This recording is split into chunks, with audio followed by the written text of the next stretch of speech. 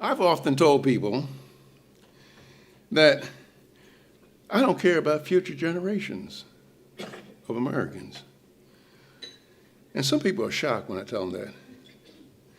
They say, Williams, how come you don't care about future generations? And I say, well, what have future generations ever done for me? I mean, some kid that's going to be born in 2050, what has he done for me?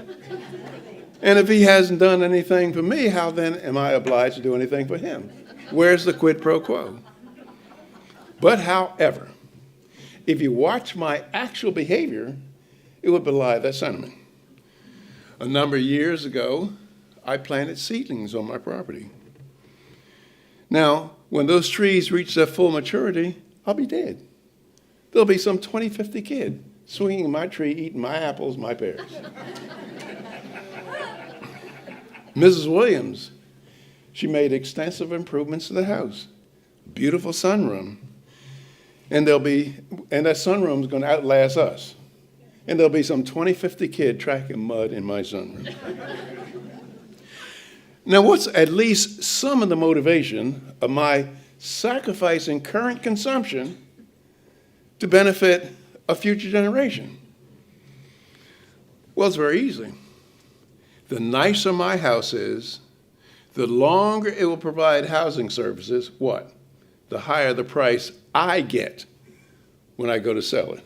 That is, by pursuing my own narrow selfish interests, I can't help but make a house available for a future generation, whether I care about them or not.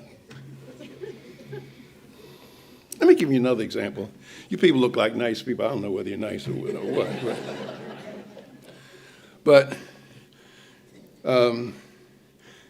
a lot of you are concerned about the extinction of various species of animals. And I don't care.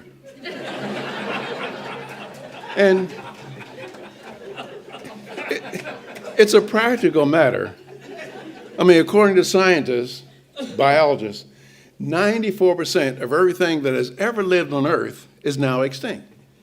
And I say, why getting a tizzy over 94.3.7, whatever? But I remember a number of years ago, I was listening to NPR, and people were demonstrating in New York, in front of the United Nations, because they were concerned about the extinction of the white rhino, or of gorillas, or animals. And I wrote down the list of animals that they were concerned about becoming extinct. And so, and they formed Ducks Unlimited and Save the Whale clubs and stuff like this. So I wrote down this list of animals. And then I wrote down another list of animals, cows, pigs, animals very valuable to us, sheep, chickens. I said, how come nobody's marching for the chicken? Or forming Save the Pig clubs. What's the essential difference between the animals that people are very concerned about becoming extinct and these other animals that are very valuable to us, that nobody's concerned about them? Well, the basic difference is that pigs, cows, and sheep, they belong to somebody. Somebody's private, personal interest is at stake. With lions, giraffe, apes, gorillas, they don't belong to anybody. And nobody's personal private wealth is at stake. So if you see somebody who's concerned about the extinction of various animals, just suggest privatizing them.